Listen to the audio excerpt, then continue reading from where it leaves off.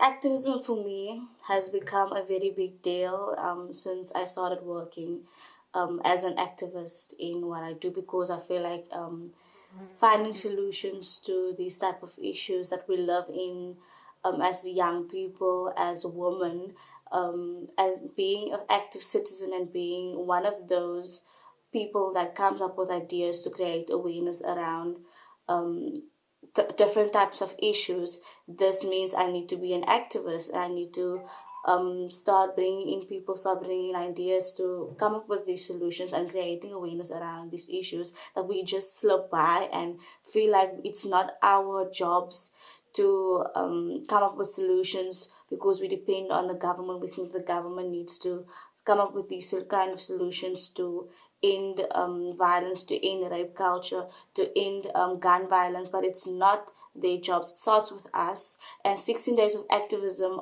for no violence against women and children, I feel like we really need to focus on that and not just make it 16 days, but it's the one campaign, it's the one movement that is worldwide, and it's the one thing that the government actually focuses on every year. And because it's such a big deal for our country, I feel like women needs to start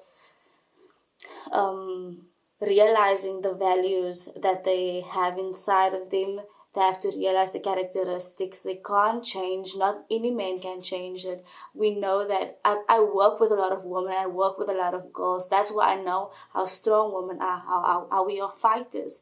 And then there's half like a handful of people, handful of women that feels like they need a man to be to love, to survive, and I'm all about surviving, but there comes a time in life that I have to stand up, that you have to know your value, that you know that you have a place in this world without a man. I saw this quote that said, women without men are like fish without bicycles. So basically, we don't need them.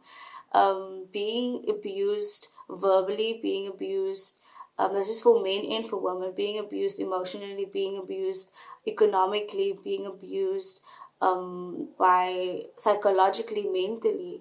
It really doesn't have to be like that. It just starts with us saying that enough is enough, and that we need, and as a perpetrator, if you are the perpetrator, it's just that you have to tell yourself to stop, to pause, and to think about what you're going to do and what the consequences might be, because you have daughters, you have young girls come living and seeing all this kind of things happening, and it starts with you as a person, whether you are the perpetrator or whether you are the victim.